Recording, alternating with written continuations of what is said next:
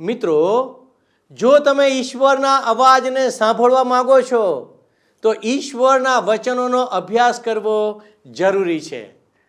જ્યારે તમે તે વચનને વાંચો છો અને તેનું મનન કરો છો ત્યારે ઈશ્વર તમારી સાથે વાર્તાલાપ કરે છે. શું તમે ઈશ્વરના અવાજને સાંભળવા તૈયાર છો?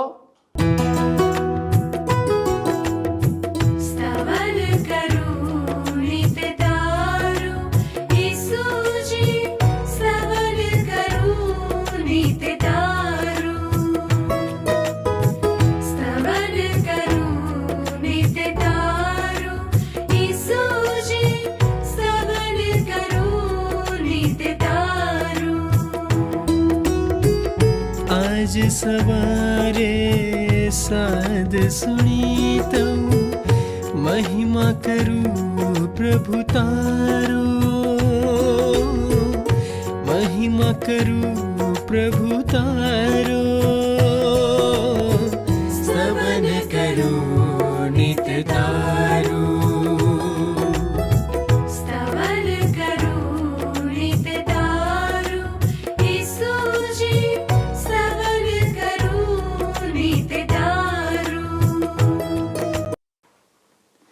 પ્રિય મિત્રો, આપ સર્વનું સ્તવન કાર્યક્રમમાં હાર્દિક સ્વાગત છે. સ્તવન કાર્યક્રમ ઈશ્વરના વચનની સત્યતા સમજાવતા બાઇબલના એકે એક ભાગનો વ્યાખ્યાત્મક અભ્યાસક્રમ છે.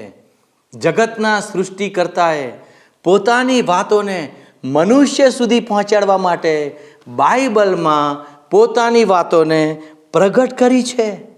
ઈશ્વરની ઈચ્છા દ્વારા તે એક લેખિત વચન કે વાણી છે.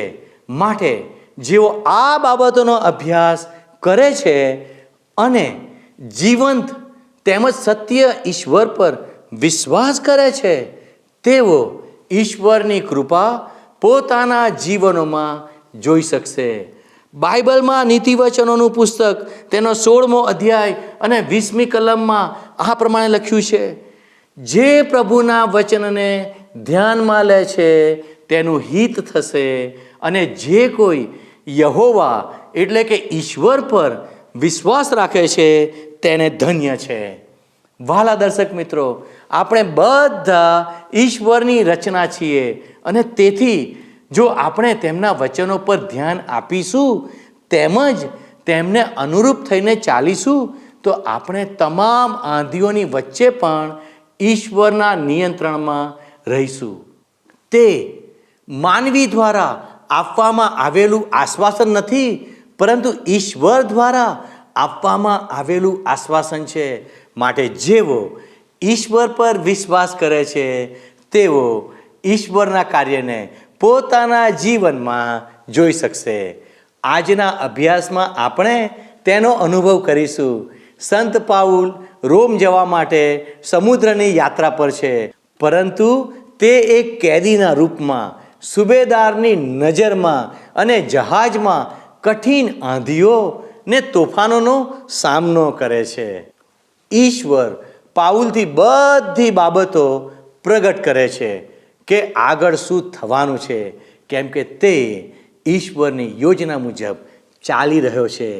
તો વહાલા દર્શક મિત્રો, આવો આપણે આ સંપૂર્ણ ઘટનાક્રમનો અભ્યાસ કરીશું જેથી આપણે ઈશ્વરના કાર્ય પર વિશ્વાસ કરી શકીએ. હવે મિત્ર, આપણે પ્રેષિતોના કાર્યના પુસ્તકના અંત ભાગમાં આવી પહોંચ્યા છીએ. અગ્રીપા રાજા સાથેની વાતચીતમાં પાઉલે બતાવેલી નમ્રતા, સ્વસ્થતા અને નિર્ભીકતાના આપણે દર્શન કરી ચૂક્યા છીએ. ઈસુ ખ્રિસ્તને સ્વીકારીને તેનો શુભ સંદેશ સાંભળવાથી માણસના જીવનમાં કેવું પરિવર્તન આવી જાય છે. એ પોતાનું જૂનું વ્યક્તિત્વ ત્યજીને એક નવું જ વ્યક્તિત્વ મેળવે છે.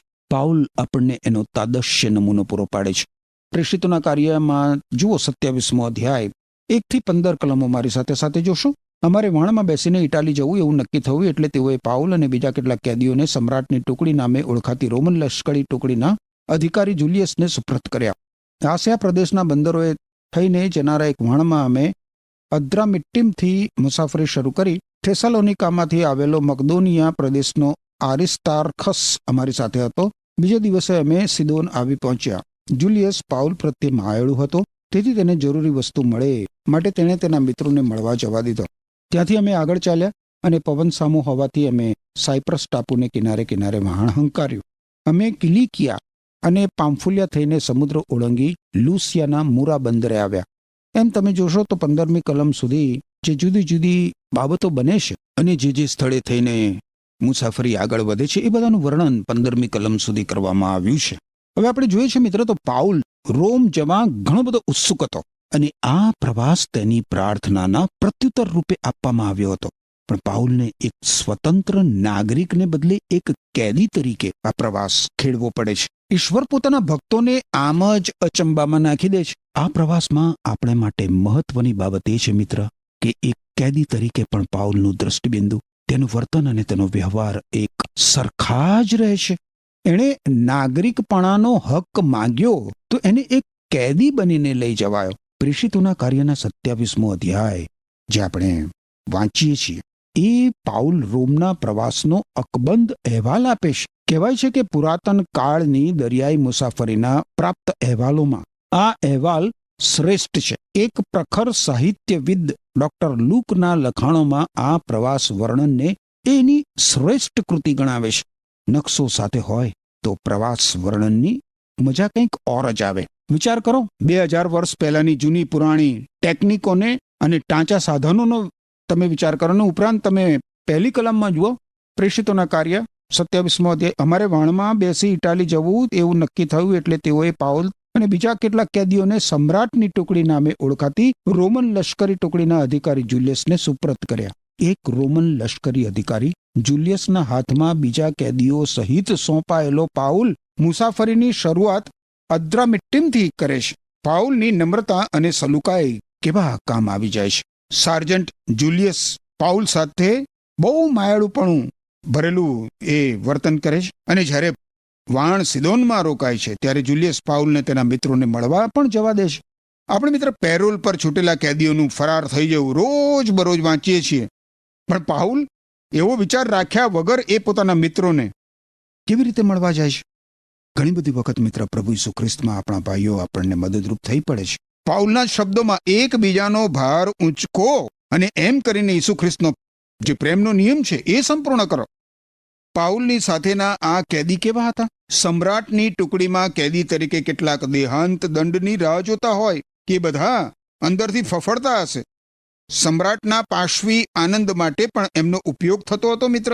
કલ્પના કરો, શહેરની મધ્યમાં એક આલિશાન ઓડિટોરિયમ છે, વચમાં હિંસક પશુઓ પૂરેલા હોય એવું મોટું પાંજરું હોય અને એક પછી એક કેદીઓને આ પાંજરામાં જંગલી પશુઓનો શિકાર થવા માટે ધકેલી દેવામાં આવતા. ત્યારે ઉઠતી કેદીઓની કાળી ચીસો માનવ મેદનીની આનંદની ચીચિયારીઓમાં ક્યાંય ડૂબી જતી.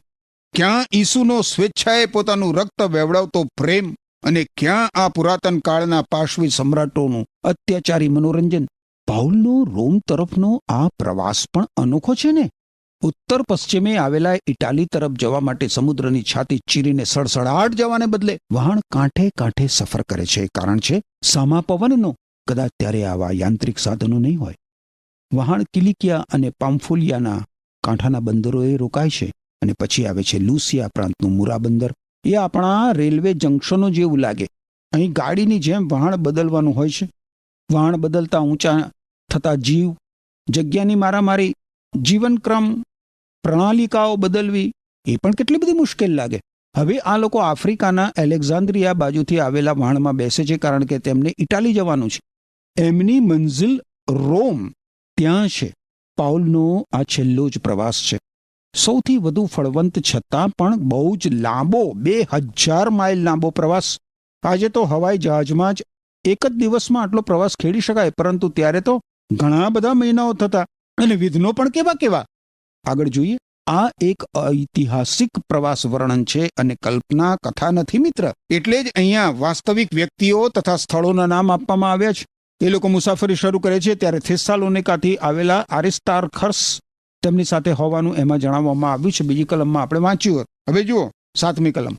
ઘણા દિવસો સુધી પવન સામો હોવાથી અમે ધીરે ધીરે હંકારતા રહ્યા અને છેવટે મહા મુશ્કેલીએ કનિદસ નગરની નજીક પહોંચ્યા. પવનને કારણે અમે એ દિશામાં આગળ જઈ શકીએ તેમ ન હતું. તેથી અમે ક્રીત ટાપુને કિનારે કિનારે સાલ્મોનેની ભૂશીર આગળ થઈને વહાણ અંકાર્યું.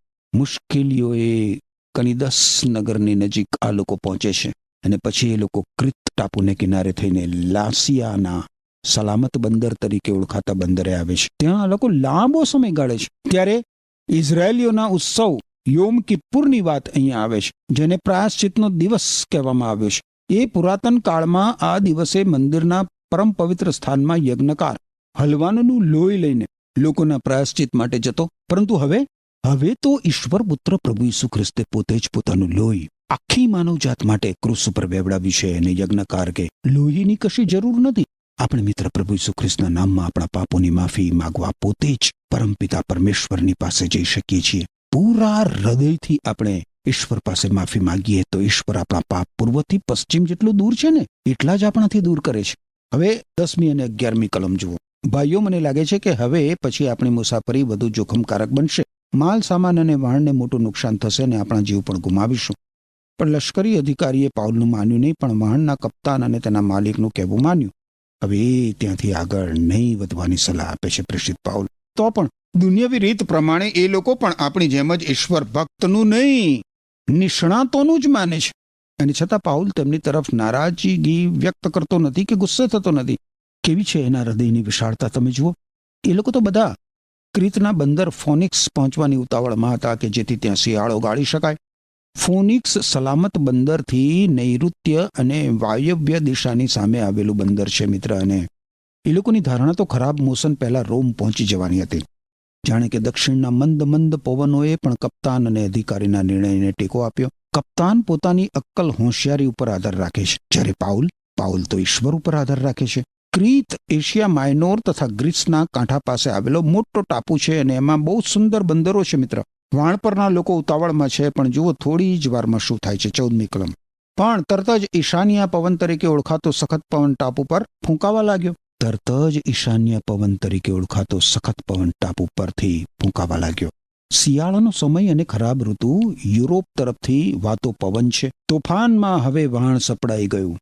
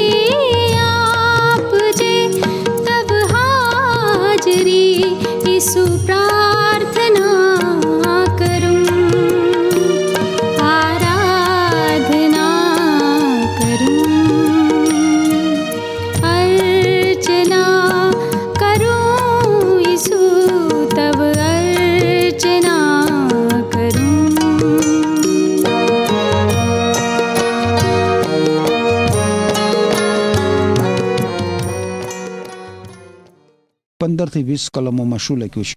વહાણ પર સપાટો લાગ્યો, તેથી પવનની સામે વહાણ લઈ જવું એ અશક્ય હતું. તેથી અમે હંકારવાનો પ્રયત્ન મૂકી દીધો, એટલે તે પવનની સાથે ઘસડાવા લાગ્યો. કૌદા નામના નાના ટાપુની દક્ષિણમાં થઈને પસાર થતા અમને થોડી રાહત મળી. ત્યાં થોડીક મુશ્કેલીથી અમે વાણની બચાવની હોડીને સલામત કરી શક્યા. તેને વાણમાં લઈ લીધી અને પછી થોડાક દોરડાથી વાહણ સાથે કચકચાવીને બાંધી દીધી. લીબિયાના કિનારેથી થોડે દૂર રેતીના ભાગમાં તેઓ ખૂંપી જાય એવી તેમને દહેશત હતી. તેથી તેમણે સડ ઉતારી પાડ્યો અને વાણને પવનથી તણાવવા દીધો. ઉગ્ર તોફાન ચાલુ રહ્યું. બીજે દિવસે તેઓએ વાણમાંથી સામાન સમુદ્રમાં નાખી દેવો પડ્યો. પછી ઘણા દિવસો સુધી અમે સૂર્ય કે તારાઓ જોઈ શક્યા નહીં અને પવન સખત રીતે ફૂંકાતો રહ્યો. છેવટે અમે બચવાની બધી આશા મૂકી દીધી. આ દરિયાઈ તોફાનનું હુબહુ વર્ણન આપવામાં આવ્યું છે. કૌદા નામના નાના ટાપુ પાસેથી પસાર થતા એમને રાહત મળે છે, પણ ઘણા દિવસો સુધી એ લોકો સૂર્ય કે તારાઓ જોઈ શકતા નથી અને છેવટે તેમણે બચવાની બધી આશા મૂકી દીધી. 21મી કલમમાં આપણે વાંચીએ છીએ મિત્ર કે માણસો લાંબા સમય સુધી ભૂખ્યા રહ્યા હતા. ઘણા લોકો આપણે જોઈએ છે તો વ્રત અને ઉપવાસ રાખે છે, અને એ તો કશુંક મેળવવાના અર્થે અથવા તો કોઈ વિપત્તિ અથવા તો ધાર્મિક વિધિ રૂપે કરવામાં આવે છે. બાઇબલમાં મિત્ર આપણે મોશેના તથા ઈસુ ખ્રિસ્તના 40 દિવસોના ઉપવાસની વાતો વાંચીએ છીએ, પરંતુ એ દેહદમન કે કશુંક પ્રાપ્ત કરવાની ઈચ્છાથી નહીં, પરંતુ ઈશ્વરની વધારે નજીક જવાની ઈચ્છાથી કરવામાં આવેલા સ્વૈચ્છિક ઉપવાસ હતા. ઈશ્વર પ્રેરિત ઉપવાસ હતા. અહીં ઘણા બધા માણસોએ બીકના માર્યા ઉપવાસ કર્યો હોય એવું લાગે, પણ આ બધામાં અહીં પાઉલની સુંદર સાક્ષી તથા સામાન્ય બુદ્ધિ પણ જોવા મળે છે આપણને. ઈશ્વર પોતાના ભક્તોને હિંમત અને સંકટમાં સામાન્ય બુદ્ધિ પણ પૂરા પાડે છે. મિત્ર, પાઉલના શબ્દો સાંભળો. જે ઈશ્વરનો હું ભક્ત છું અને જેની સેવા હું કરું છું, તેના દૂતે ગઈકાલે રાત્રે આવીને મને કહ્યું છે કે પાઉલ, ગભરાઈશ નહીં, તારે સમ્રાટ સમક્ષ હાજર થવાનું છે અને ઈશ્વરે પોતાની ભલાઈ પ્રમાણે તારી સાથે મુસાફરી કરનાર બધાના જીવન તને આપ્યા છે. મેં કહ્યું એવું જ બનશે, એવો મને ઈશ્વરમાં ભરોસો છે. 26 અને 27 કલમ પ્રમાણે ચાંદની રાત હતી અને તોફાનને કારણે એ લોકો ભૂમધ્ય સમુદ્રમાં ઢસડાતા હતા. અને જુઓ, 30મી કલમ પ્રમાણે પોતાના જીવ બચાવવા ખલાસીઓ જ નાસી છૂટવાનો પ્રયત્ન કરે છે. આ વલણ આપણા સૌથી ભાગેડી વૃત્તિનો નમૂનો પૂરો પાડે છે, પણ પાઉલ એમને નાસી છૂટવાથી અટકાવે છે. 33મી કલમ તમે જુઓ તો 33મી કલમ પ્રમાણે બધા 2 સપ્તાહથી રાહ જોઈ રહ્યા હતા અને સૂર્યોદય થવાની તૈયારી હોય છે ત્યારે ફરી ઈશ્વર ભક્ત પાઉલ સૌને ખાવાની આજીજી કરે છે. એમને બધાને હૈયા ધારણ આપે છે કે કોઈનો વાળ પણ વાંકો થશે નહીં. ફરીથી મિત્ર તમે જુઓ, આપણને અહીં ઈશ્વરના સેવકની, કપ્તાન, ખલાસીઓ તથા લશ્કરી અધિકારીઓ સૌ કરતા વધારે આત્મિક ઊંચાઈનું પ્રદર્શન જોવા મળે છે. પાઉલ સૌનું કલ્યાણ વાંચે છે, એટલું જ નહીં, એમના દેહની પણ કાળજી રાખે છે. હવે એમનું વાણ કેટલું મોટું હશે, એમાં 276 પ્રવાસીઓ, એ બધાની ચિંતા પાઉલને હૈયે છે. પાઉલે રોટલી ભાંગીને ઈશ્વરનો આભાર માનીને ખાવાનું શરૂ કર્યું ત્યારે બધાએ પણ કશુંક ખાધું. બધાએ પૂરતું ખાઈ લીધા પછી ઘઉં સમુદ્રમાં ફેંકી દઈને વહાણ હલકું કર્યું. ભલા મિત્ર, આપણે પણ સમુદ્રમાં વહાણની જેમ સંસાર સાગરમાં જીવન નૌકા તોફાનમાં સપડાઈ જાય ને ત્યારે આમ જ બધા બોજ નાખી દઈને જીવન નૌકાને હલકી કરવી જોઈએ. જીવનના સર્વ બોજ પ્રભુ ઈસુ ખ્રિસ્તને ખોળે નાખી દઈએ ત્યારે મિત્ર આપણી મુસાફરી સરળ બને છે. પાઉલની જેમ પ્રથમથી જ ઈશ્વરનું માર્ગદર્શન મેળવતા રહીએ તો ઝંઝાવાતો સામે પણ આપણને રક્ષણ મળે છે. હવે તમે 39 થી 41 કલમો જુઓ તો એમાં કાંઠાએ પહોંચવાની મુશ્કેલીઓ અને અંતે વાણના ટુકડા થઈ જવાનું હુબહુ વર્ણન કરવામાં આવ્યું છે. એ લોકોએ લંગર કાપી નાખીને તથા સુકાનની સાથેના દોરડા છોડી નાખીને સળ ઊંચો કરીને વાણને પવનમાં જ સરકવા દીધું અને છેવટે વાણ ખડક સાથે અફડાયું અને તેનો આગલો ભાગ રેતીમાં ખૂંપી ગયો.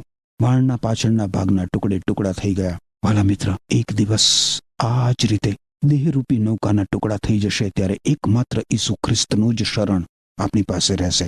હવે તમે આગળ 42 થી 44 કલમો જુઓ તો એ કલમો પ્રમાણે આવા ભયંકર સામૂહિક આફતના સમયમાં પણ સૈનિકોને તો કેદીઓ નાસી જાય એની ફિકર છે અને એ માટે એ લોકો કેદીઓની સામૂહિક કતલ જેવું હિચકારું કાયદા વિરુદ્ધનું પગલું ભરવા માટે તૈયાર થઈ જાય છે. હવે અહીં પણ કોઈ એક વ્યક્તિ દ્વારા આપણા સમૂહનો બચાવ થવાનો સિદ્ધાંત કામ કરતો જણાય છે. અધિકારીને પાઉલ તરફ મમતા હતી, તેથી તેણે સૈનિકોના વિચારનો અમલ થવા દીધો નહીં અને આખરે બધાના બચાવની યોજના મંજૂર થઈ ગઈ. જે લોકોને તરતા આવડતું હતું તે લોકો તરીને તથા બીજા બધા વાણના તૂટેલા પાટિયા વગેરેના સથવારે કાંઠે પહોંચી ગયા. 44મી કલમના અંત ભાગમાં કહેવાયું છે એ પ્રમાણે અમે બધા સલામત રીતે કિનારે પહોંચી ગયા. આ કલમો પ્રમાણે જીવનમાં એકને લીધે મિત્ર આખા સમૂહનો બચાવ થવાનો સિદ્ધાંત પ્રસ્થાપિત થયેલો જણાય છે.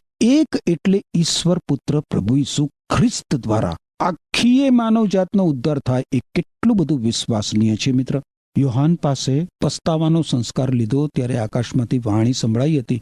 લોકોએ જ્યારે બાપ્તિસ્મા કરનાર યોહાન પાસે પશ્ચાતાપનો સંસ્કાર લીધો ત્યારે આકાશમાંથી પ્રભુ ઈસુ ખ્રિસ્ત વિશે વાણી સંભળાઈ હતી કે આ મારો પ્રિય પુત્ર છે, એના ઉપર હું પ્રસન્ન છું.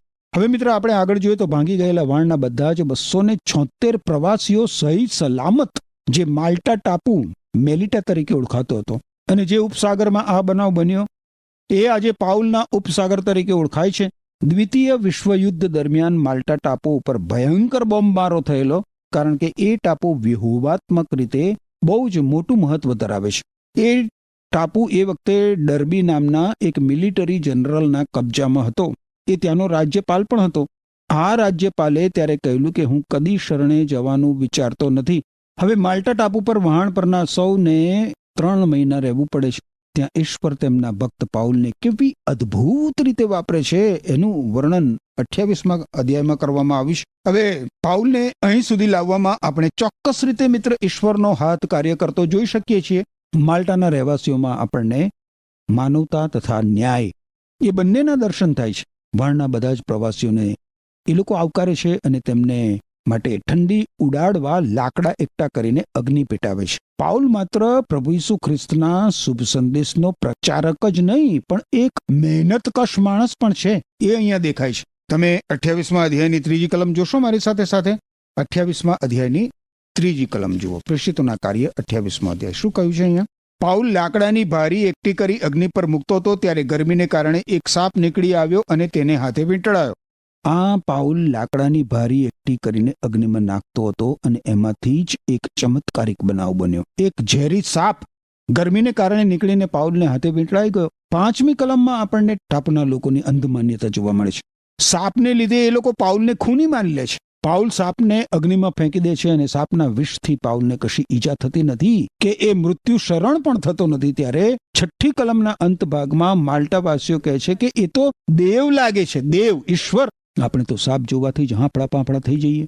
અને 2000 વર્ષ અગાઉ એ ટાપુના જંગલી લોકોએ ઘણાને સર્પદંશથી મરતા જોયા હશે. ત્યારે એમનો તર્ક અત્યંત સાચો લાગે. પણ તમે જુઓ મિત્ર, ઈશ્વર પોતાના ભક્ત પાઉલને રક્ષણ આપીને પોતાના કામ માટે વાપરે છે. 7મી કલમ પ્રમાણે માલ્ટા ટાપુનો સરપંચ પબ્લિયસ ઈશ્વર ભક્ત પાઉલને ઓળખીને એ સૌનો સત્કાર કરીને એમને પોતાના ઘેર પરોણા રાખે છે. ત્યાં પણ મિત્ર, ત્યાં પણ પાઉલનું ઈશ્વર ભક્તપણું છૂપું રહેતું નથી. સરપંચ પબ્લિયસના પિતા માટે પાઉલ એને મરડાઓ તથા તાવમાંથી સાજાપણું મળે એ માટે પ્રાર્થના કરે છે. 9મી કલમમાં આપણે જોઈએ છીએ કે બીજા ઘણા લોકો પણ પાઉલનો પ્રાર્થનાથી સાજા થયા. પાઉલ પ્રેષિત તરીકે પોતાને મળેલા તાલંતોનો અહીં પણ ઉપયોગ કરે છે. ઘણા બધાને એનાથી આશીર્વાદ મળે છે અને ઈશ્વરના રાજ્યનો સંદેશો પણ પ્રગટ થાય છે. પ્રભુ ઈસુ ખ્રિસ્ત આજે પણ મિત્ર પોતાના શિષ્યોને ઈશ્વરના રાજ્યનો સંદેશો આપવા મોકલે છે. ત્યારે એ સૌને રક્ષણ તથા માદાઓને સાજા કરવાનું તાલંત પણ આપે છે. 3 મહિનામાં એ ટાપુના બધા જ રહેવાસીઓ કદાચ પ્રભુ ઈસુ ખ્રિસ્તના અનુયાયીઓ બની ગયા હશે. હવે 11મી કલમ પ્રમાણે ત્યાં વળી બીજું એક વાણ શિયાળો ગાળવા આવેલું 11મી કલમમાં લખ્યું છે. 3 મહિના પછી અમે એલેક્ઝાન્ડ્રિયામાંથી આવેલું જોડકા દેવો નામનું વાણ જે શિયાળા દરમિયાન તે ટાપુ પર રોકાયું હતું તેમાં બેસીને ઉપડે. એલેક્ઝાન્ડ્રિયાથી આવેલા આ વાણમાં કાસ્ટર અને પાલેક્ષ નામના 2 દેવોની નિશાનીઓ હતી. પાઉલ સહિતના બધા જ સહપ્રવાસીઓ આ વાણમાં બેસી જાય છે. હવે 12 થી 15 કલમો પ્રમાણે માલ્ટાથી રોમ સુધીની એમની મુસાફરી સુખદ અને કોઈ ખાસ બનાવો વગરની છે. માલ્ટાથી ઉપડીને એ લોકો સિરાકુસમાં 3 દિવસ રોકાય છે. ત્યાંથી રેગિયમ પહોંચે છે, જ્યાં એમને દક્ષિણનો મંદ મંદ પવન અનુભવવા મળે છે. ત્યાંથી 2 જ દિવસમાં એ લોકો પુતૌલીમાં પહોંચી જાય છે. હવે પાઉલ જાણે કે ઘેર આવી ગયો હોય એવું લાગે છે. અહીં એ અઠવાડિયું રહે છે, જ્યાં તેને વિશ્વાસીઓની મુલાકાત થાય છે. 15મી કલમ જુઓ. વિશ્વાસીઓ ભાઈઓએ અમારા વિશે સાંભળ્યું એટલે છેક આપિયસનું બજાર તેમજ 3 ધર્મશાળા નામના સ્થળો સુધી અમને સામા મળવા આવ્યા. પાઉલે તેમને જોયા ત્યારે તેણે ઈશ્વરનો આભાર માન્યો અને તેનામાં હિંમત આવી. જોયું મિત્ર, ત્યાંની આપિયસનું બજાર અને 3 ધર્મશાળાના બંદરો પર વાણ રોકાય છે. ત્યારે ઈસુ ખ્રિસ્તમાં વિશ્વાસ કરનારાઓ સામે પાઉલની મુલાકાત લેવા આવે છે. કલ્પના કરો કે ત્યારે પાઉલનું હૃદય કેટલું બધું ભાવ વિભોર થઈ ગયું હશે, કેટલું બધું ભાવ વિભોર થઈ ગયું હશે. આખરે એ લોકો રોમ આવી પહોંચ્યા છે. મિત્ર, 2000 વર્ષ અગાઉનું એક અતિ રોમાંચક સામૂહિક પ્રવાસ વર્ણન આપણે સાથે સાથે જોયું. રૂવાટા ખડા થઈ જાય એવા દ્રશ્યો સર્જાયેલા એમાં વર્ણવવામાં આવ્યા છે. તોફાને ચઢેલો સમુદ્ર, 14 રાત દિવસ ખોરાક લીધા વગરના, બધા જીવ પડીકે બંધાઈ જાય એવા સંજોગો, વહાણ ચલાવનારાએ નાસી જવાની પેરવી કરે એવા દિવસો, વહાણનું ખડક સાથે અથડાઈને તૂટી જવું, એ અજાણ્યા માલ્ટા ટાપુ પર લાંબુ રોકાણ અને આખરે મંદ મંદ પવનો સહિત રોમ પહોંચી જવું.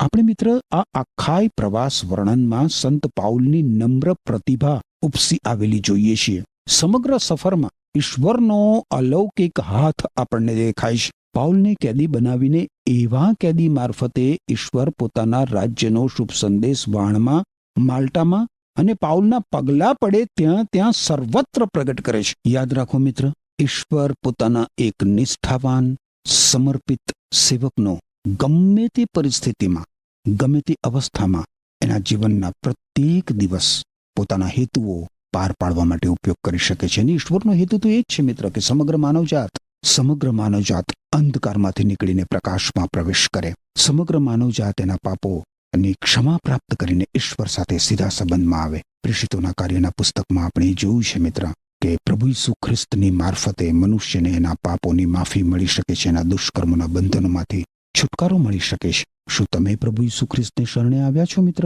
વિચાર કરજો મારા પ્રશ્નો ઉપર. એમ કરવા માટે ઈશ્વર તમને કૃપા આપો. આમેન. વહાલા દર્શક મિત્રો, ઘણી બધી વાર ઈશ્વર જાણી જોઈને આપણા જીવનમાં આંધીઓ કે મુશ્કેલીઓ આવવા દેતા હોય છે અને આપણને આંધીઓમાંથી પણ પસાર થવા દેતા હોય છે, એટલે કે આપણને સંકટમાં પડવા દે છે. તેથી આપણે યાદ રાખવાનું છે કે આપણે પણ સંકટમાં પડી શકીએ છીએ, પરંતુ જો આપણે તેમની ઈચ્છા પ્રમાણે ચાલીશું તો આપણે તેમની યોજનામાં સુરક્ષિત રહીશું. તેમણે કદી પણ એવું કહ્યું નથી કે આપણે સંકટમાં પડીશું નહીં, પરંતુ જો આપણે તેમના પર ભરોસો રાખીએ છીએ તો તે આંધીઓ મધ્યે પણ આપણી સાથે રહેશે.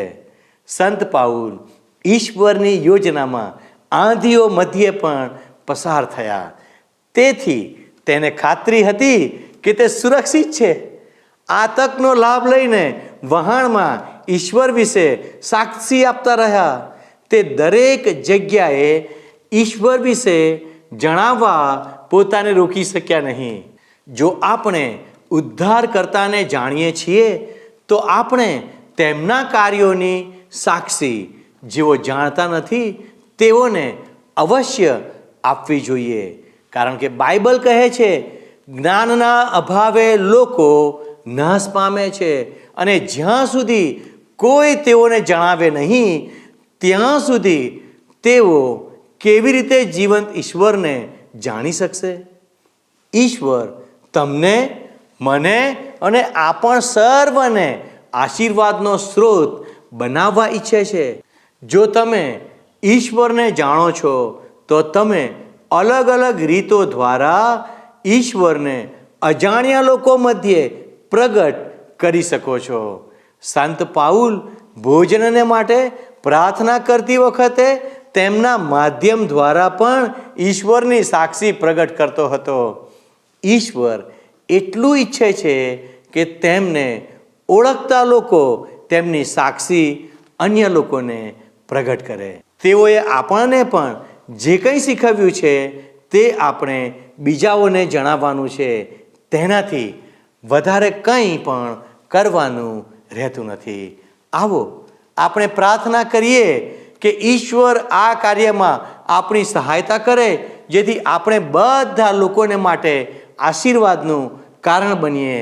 ઈશ્વર આપને આશીષ આપો. આમેન.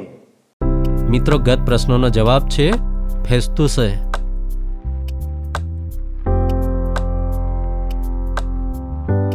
આજનો પ્રશ્ન છે, ક્રીતના બંદરનું નામ શું હતું?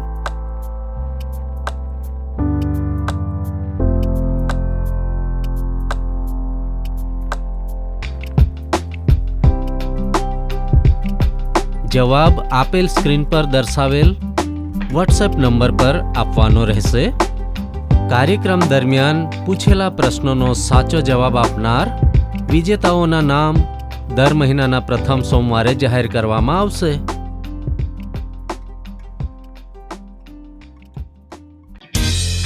શું તમને આ કાર્યક્રમ ગમ્યો?